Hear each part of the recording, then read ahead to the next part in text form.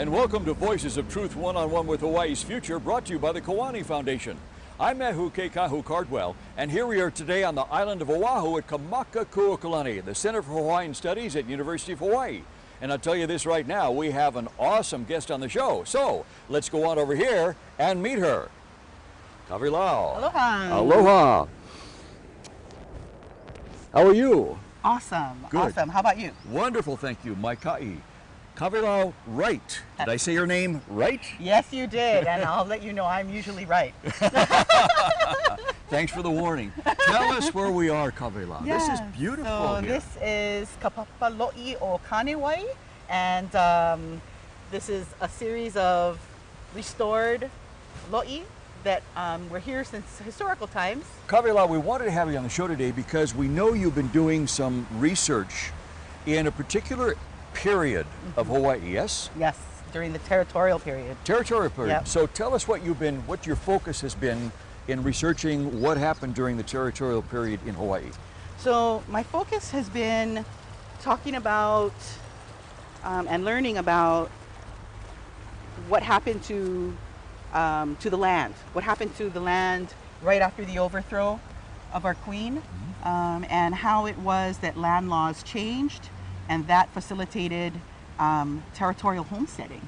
Where I'm from, on Maui, they actually gave a total of over 2,200 acres to only Americans as homesteaders. Okay, so when you talk about territorial homesteading, that's a fancy term for stealing the land, yeah? Yes. Yes, it is. Okay, so that's what we're really talking about, right. is settlers who came to Hawaii, stealing land from Hawaiians who had lived on that land for hundreds, maybe thousands of years, going back multiple generations. Yes, yes. So the way they did this was right after the overthrow, that happened in 1893, and then in 1895 they changed the land laws. They come up with the Land Act of 1895, and then at that point they facilitate what they call the homesteading scheme, and the language starts to change, and they start talking about land in terms of disposing of it. They have all this public land that they've renamed public land. It's the land banks that originally were the crown and the government lands. They ho'ohui those together, they put them together, and then they relabel them the public lands. And then they start writing articles that they publish in newspapers all over the continent saying, guess what? Public land in Hawaii. You can get some, which then results in hundreds of letters being written from all kinds of people on the continent saying, we want land. What do we need to do? And so the bottom line is that eventually they give a whole ahupua'a in Hamakualoa on Maui to Americans only. Wow. And the way that they sort of cut Hawaiians out of this was, as you'll recall, the Ku'e petitions, right? The Ku'e petitions indicate how the Hawaiians really felt about this whole supposed annexation. Well, the Ku'e petition said we're against it. Absolutely. Overwhelming majority. Overwhelming majority. Yeah. And so because of that, they were pretty much cut out of this deal, because in order to be qualified to obtain a homestead, you had to sign an oath to the provisional government, to the PGs, or what they changed their name eventually, right, to the Republic of Hawaii. In order to get land, you had to sign an oath allegiance to the people that overthrew the Hawaiian Kingdom government. That's exactly right. Wow. And because this happens right after the Ku'e petitions, right, it's all documented that Hawaiian people, by and large, were not about to sign an oath, right? Most Hawaiian people were not about to sign an oath. And so they really are, they're disenfranchised right out of this. So that's how they lost their land. Yes, yes. So if you want to keep your land, you got to say that we're in charge. Right. To the haoles that came in. That's right. And if you don't sign this, then we're going to take your land away from you. Right. So actually, what happens, the initial disenfranchisement happens earlier than that, right? Hawaiians at this point, this is happening right around 1907, 1908. And so many of them are already displaced, but they're writing to, there's letters at the archives, writing to the provisional government saying, please open up lands for homesteading. We want to homestead. Kawelau, it sounds to me when you're describing this, it sounds to me like there's a whole lot of similarities from this to what they did to the Indians, Native American Indians, and taking their lands. Absolutely. Almost the same blueprint, yeah? Mm-hmm. How did you get into all this? How did you begin to discover this, and why did you decide, this is something I really want to dig into? Right, so I had just come back to school, and I was in Kaweau's class, and he wanted us to pick a place and do research about this place. And so being that I had just moved to Haiku, I ended up choosing that because I didn't know very much about it. And I came across one line in a book that said, this particular article talked a lot about all kinds of things that happened in Haiku, but there was one sentence that said, and it was the location of an American colony during the Territorial period. And I thought, that's odd. What does that mean exactly? But it was from a credible source, so I went ahead and included it in my presentation. And after class, Kawelau pulled me on the side and said, that was a good presentation, but that whole homesteading, that whole American colony thing, what's that about? And I thought, oh no, it must not be true if he doesn't know about it. Mm-hmm.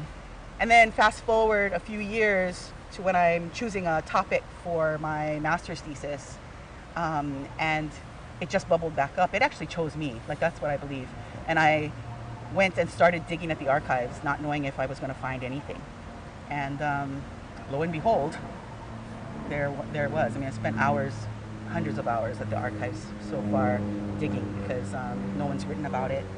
So it makes it pretty challenging, not knowing what you're going to find. Kawelau, how did it make you feel when you discovered this? It was really hurtful. I found that I wasn't able to be at the archives for more than, I had a 4-hour rule, because by the time I was there for 4 hours, I was pretty upset. They were blatantly racist, and they were arrogant enough to write everything down. So it's all there waiting to be discovered, right? But you limited yourself to 4 hours at a time. Yes. This was a scheme that disenfranchised all Hawaiians. Yes. And so if you're Hawaiian, then guess what? This was something that, a systematic procedure that they put into place, which has resulted in most Hawaiians being houseless and landless in the place of their birth. So, yeah. Which continues to this day, doesn't Absolutely, it does. When you found out that this was no mistake, this was for real, what did you do? What were your next steps? So the first bit of information that I found, I figured that it was missionary descendants. And so I went to the Mission Houses archive, spoke with the librarian there, and she said, oh no, you must be mistaken. You must be talking about Hawaiian homesteads. And I said, no, actually I'm talking about the extreme opposite of that. And she says, I don't think that there is such a thing. So, but I refused to give up. So I just sat there digging around, going through the card catalog, just looking for any sort of clue. And then after I was there for about a half an hour, Barbara Dunn came up to me again and she says, so how did you hear about this? And I said, oh, because of Gail Bartholomew's book, there was one line in there talking about this American colony. And she said, oh, Gail Bartholomew actually did an index to the Maui News for us. And I said, oh, okay. And she said, so maybe you can check there. So she brought it out, and lo and behold, there they were, all these articles that were written, because they had their own society, right? They had dances, and they had all of these social events, and they put them all in the paper. They talked about what was happening, the goings on in this American colony, and there it was. So at that point, just started going to the archives, the state archives, and digging. That's wow.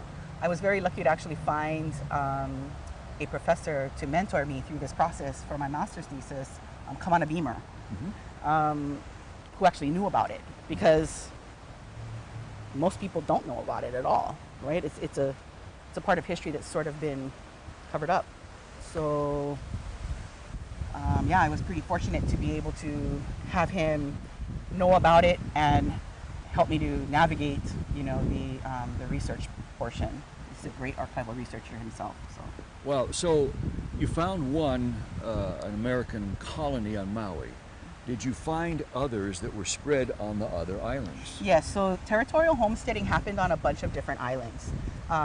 My thesis really did focus on the one on Maui because it was very, very extreme. A whole Ahupua'a so is well huge. Documented and so large. Right, yeah. right. But yes, it did happen on other islands. We've talked about what you found in terms of how well documented and how blatantly well documented the territorial colony was by those Americans. Did you come across any documentation of the reaction of the Kanaka Maoli, the Hawaiians, to this at the time? Okay, so this is really interesting because what I did find is in the Maui News. I actually found a letter to the editor, and it was written by a Portuguese woman who was at that time serving as a notary. So she was the one that was actually, her signature is on all of these land transfer documents. So she saw She knew. everything that was happening. She knew what was going on, Wow. and she wrote to the editor of the Maui News on behalf of herself and a bunch of Hawaiian people who have been begging for land. That's what the letter says. They've been begging for land, and how dare they just give it to Americans, that they're effectively cutting everyone else out, even though these are people that have been living here for a long time. And but the thing is that the editor of the Maui News at that time was one of the homesteaders. Okay. Yes. But the letter got published. Letter got published. That's the only one that I could find in the Maui News. Mm-hmm. And that's another direction that I could go in is beginning to scour the Hawaiian language newspapers, because I know they wrote about it. Mm-hmm. But yeah, just haven't had the bandwidth yet to go in that direction. But yes, that's the only pushback that I've been able to find. I mean, the newspapers at that time were really controlled by the same people, Mm-hmm. right? Most businesses were controlled by the same bunch of people. Yeah. So it's it's kind of like it is today. I mean, if you want Yeah. to make a living and Yeah. have a nice life, you go along with the system that's here. right. And if you don't, then you're not going to have that good a life. And there's a reason for that. The missionary descendants made sure that they had everything sewn up tightly, and that legacy lives on today, right? I teach Hawaiian studies here, and my students are always shocked to find out that, lo and behold, the bank where they have their account, wait, who started that bank? Wait, so these are the same people that, they Yeah. can't believe it. But Hawaii is very much like that, right? Yeah. Those legacies live on. Isn't the legacy of all of this the occupation?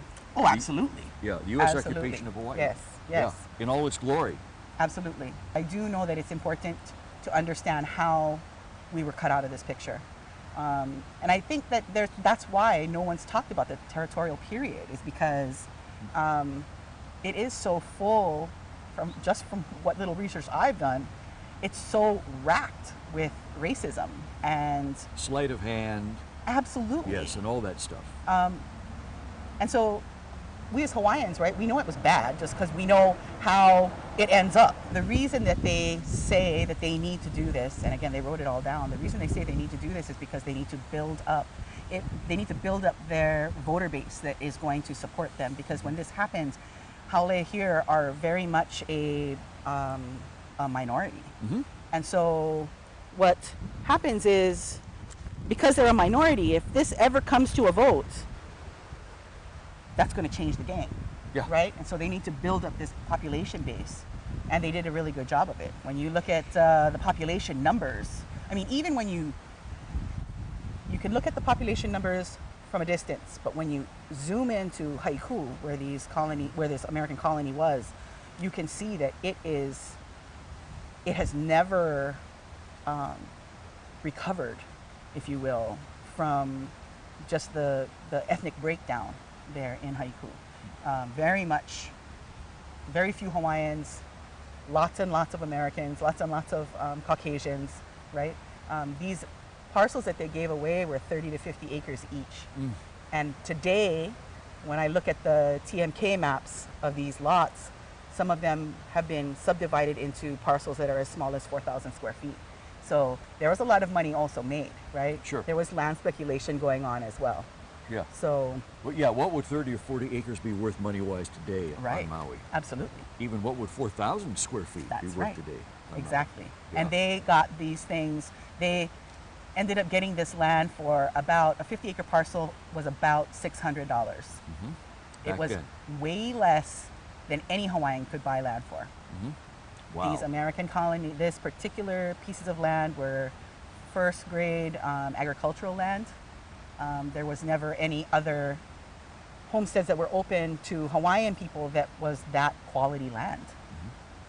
Just wasn't in the same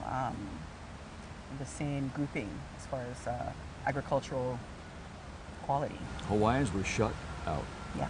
Kawelau, we talked about the history of what happened, the taking of the land, the fact that it was so well planned out, the fact that Hawaiians got shut out, and also the fact that settlers, the Americans, got valuable Hawaiian lands for probably less than pennies on the dollar. And their descendants still control those lands today. In your research, I mean, and even now, what was the hurt that you discovered of Hawaiians about that? That level of disenfranchisement obviously lives on today, right? There's no way that you can think that where we are today is not a direct result of what happened. And, you know, now that I have been trying to speak to kupuna in the area, and they keep telling me that they don't remember any of this happening, even though I have all of the newspaper articles, and so I know that they were aware that it was happening. But the fact that they keep saying that they don't know, to me, is a sign that perhaps this is just so painful that they don't want to talk about it. Your dissertation can have a very significant impact on another awakening. I'm hoping so. I'm hoping so. That's the reason I'm doing it. I mean, I believe that that's the reason it chose me, right? Yes. I don't fully understand why that is, but I do know that just because of the sheer volume of things that I have found, all the needles that I have found in the various haystacks, I know that kupuna are definitely leading me. I know that for a fact. I mean, how do you unravel something like this? How do you, I don't want to say roll the clock back, because you can't roll the clock back, but you certainly want to make what's wrong right. And I mean, how do we do that today, given the layers upon layers upon layers of falsity that have been planted there and sold off as the truth to people? To be honest, I feel as though, for me, my goal is just for the Lahui to understand that our people had agency.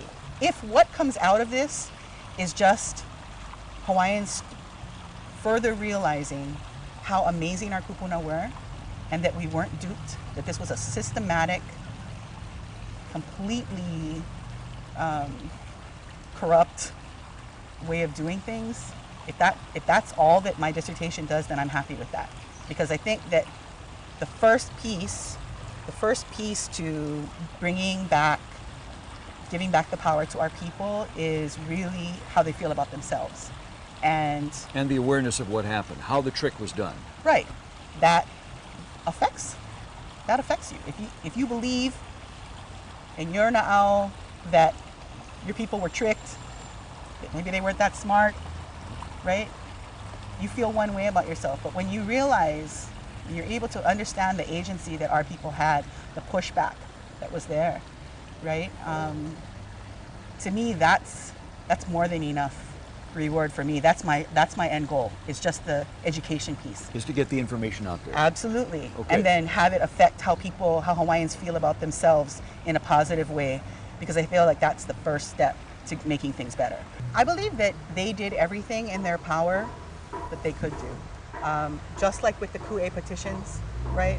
In order for that sort of thing to happen, they have to know exactly I mean, if we use the Coup petitions as an example, they had to understand exactly how American law worked, what they needed to do to stop that annexation process from going forward.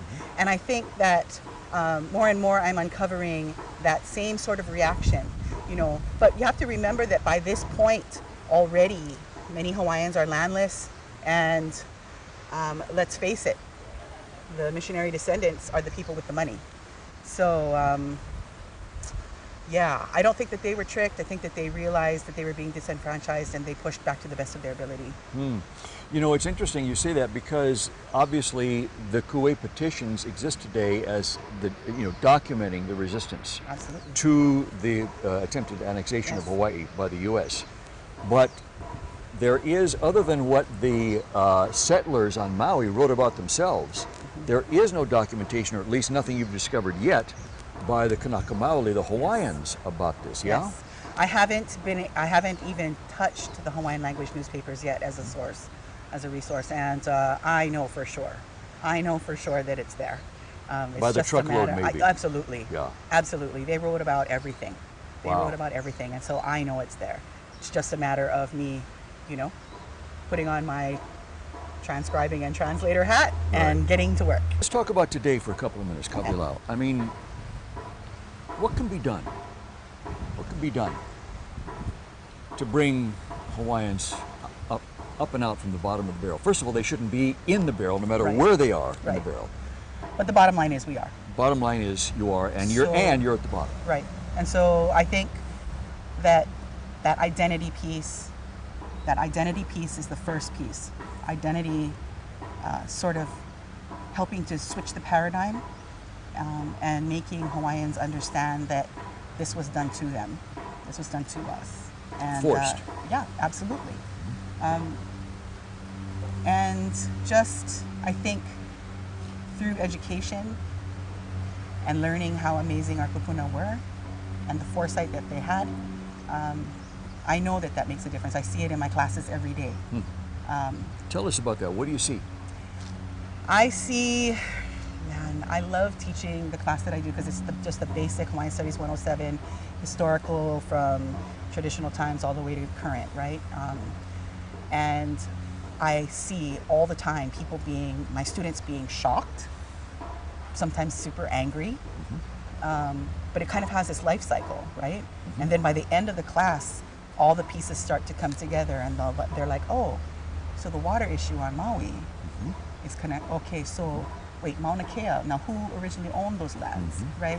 And so these kinds of connections to me are the beginning of this genealogy, of the rewriting of history. It isn't long before your students realize that everything is connected. Absolutely. Yeah? That what happened on Maui to that Ahapua'a is directly connected to Mauna Kea. Absolutely. It's directly connected to Haleakala. It's directly connected to the water, not just on Maui, but on Kauai, on Oahu, Absolutely. and Hawaii Island. That's right.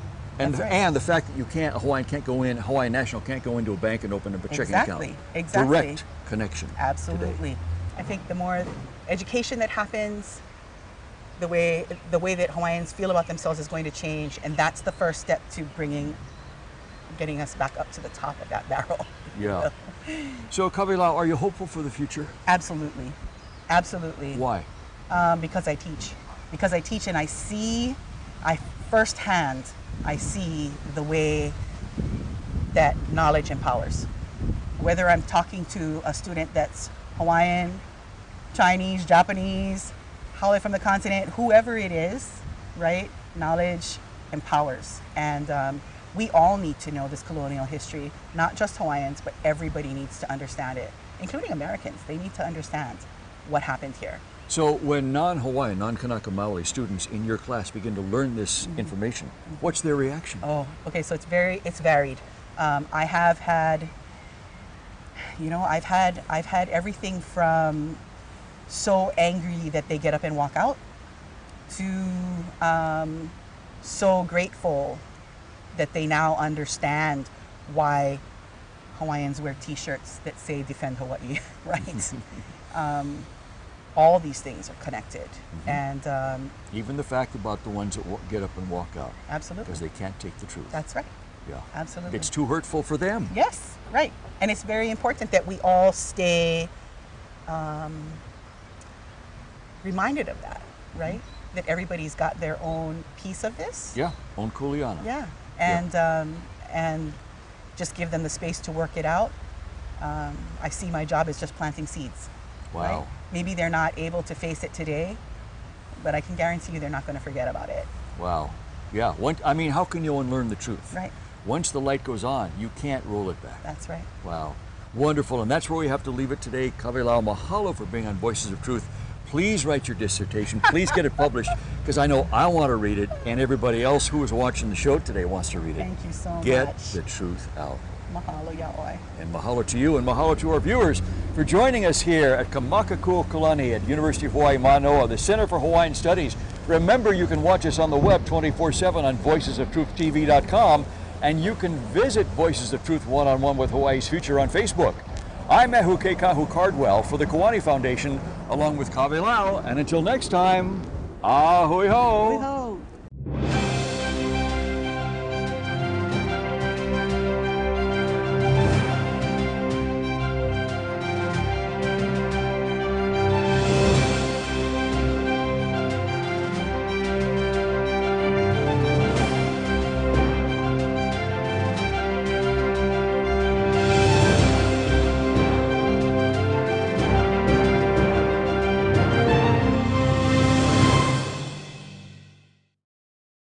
Mahalo for watching Voices of Truth One-on-One with Hawaii's Future.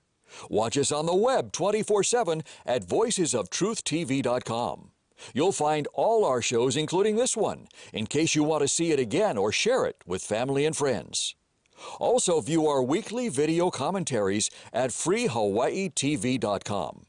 And check out our blog, published daily, at freehawaii.info. It's all part of the Free Hawaii Broadcasting Network.